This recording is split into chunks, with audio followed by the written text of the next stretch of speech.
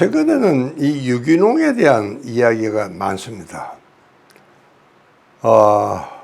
국가에서도 이 유기농에 대한 정책을 굉장히 입안을 하고, 이번에도 우리는 정말 그 괴산에서 유기농 산업 엑스포를 전 국제적인, 우리 로컬 행사가 아닙니다. 국제적인 그런 행사를 우리가 하게 되는데, 왜 우리가 이 참 유기농 까다롭게 잘 짓기도 힘든 유기농 이야기를 왜 하느냐, 그 이야기를 잠시 설명을 드리려고 생각을 합니다.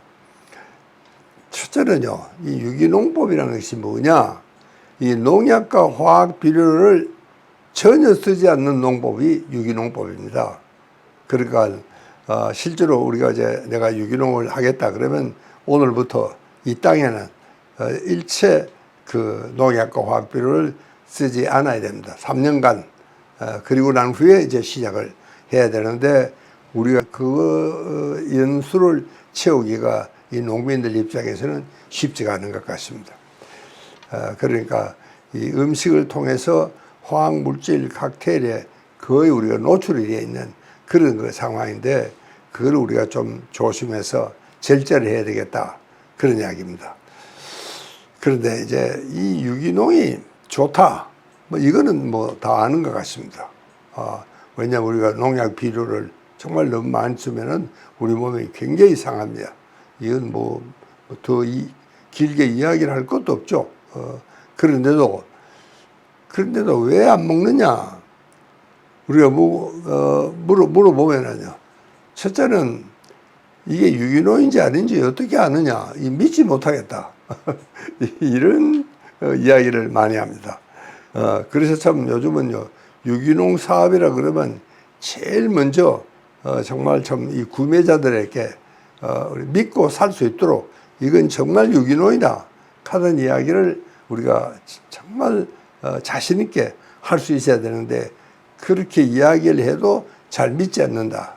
그래서 참 이 불신 풍조가 바탕에 깔려 있다는 게, 이게 참 굉장히 유기농 사업을 하는데 하나의 걸림돌이 아닐 수가 없습니다. 그 다음에 이제 이 유기농이 아무래도 조금 비쌉니다. 이런 이유 때문에 실제로 유기농을 정말 사용하는 주부가 그렇게 많지 않습니다. 그 다음에 이제 이 참 우리가 앞으로는 이게 모든 사람들이 저렴하게 유기농 식품 먹기를 우리가 장려하자.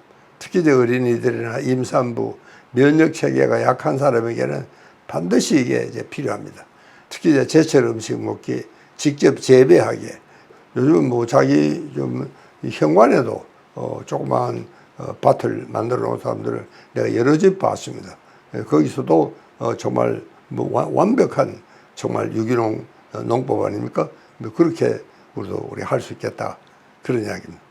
그 다음에 우리가 이제 이 지향점은요, 어떻게든지 우리는 이 유기농법을 장려하고, 그리고 건강하고 안전한 식품 생산에 믿음을 갖는 이 새로운 농부 집단이 생겨야 된다, 저는 그렇게 생각을 합니다. 여러분, 여기서 이제 다시 정말 이 유기농법을 농민들이 좀 익히고, 또 사는 사람들도 그거를 찾아야지 이 파는 사람이 이걸 만들 거 아닙니까? 사는 사람이 없는데 괜히 만들 수가 없죠. 그러니까 이거는 같이 가야 됩니다. 만드는 사람도 있어야 되고, 사는 사람도 있어야 되고, 그래서 이게 장사가 한마디로 말하면 잘 돼야 된다, 그런 이야기입니다. 그게 우리 참 유기농의 이 지향점이다.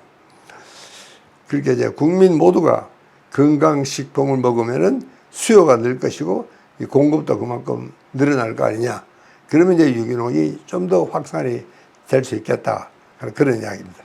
그렇게 한국의 전통시 세계 최고의 건강시라는 걸 우리가 이야기를 하려면은 제일 먼저 우리가 이 화학 비료 이거를 좀 더 줄여야 됩니다. 없애야 되는 게 제일 좋죠.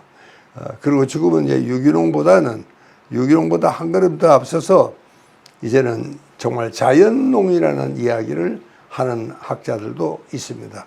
자연농이라는 것은 정말 일체 인공적인 수법이 가미가 되지 않고 자연 그대로입니다. 예를 들면 비닐하우스가, 요즘은 비닐하우스가 대단히 유행이죠.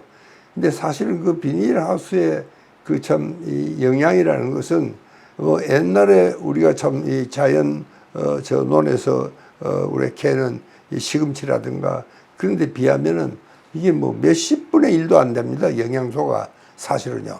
그렇기 때문에 그런 거는 우리가 각별히 우리가 참 조심해야 될지 그러지 않을 수가 없습니다.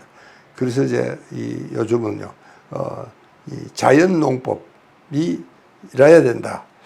근데 참 자연 농법은 쉽지가 않습니다. 그러나 자연 농법을 하시는 분들 이야기를 들어보면은 처음에는 어렵지만 일단 시작하면은 참 좋다. 왜 비료값도 안 들고 무농약값도 안 들고 얼마나 좋습니까? 그냥 있는 그대로 자연 그대로 그래서 그게 아마 앞으로 우리가 정말 지향해야 될 최후의 목표는 어디냐? 유기농에서 한 걸음 더 나가서 자연농법을 해야 된다 하는 이야기를 아주 진지하게 하는 학자분들도 많다는 사실을 이야기하지 않을 수가 없습니다. 감사합니다.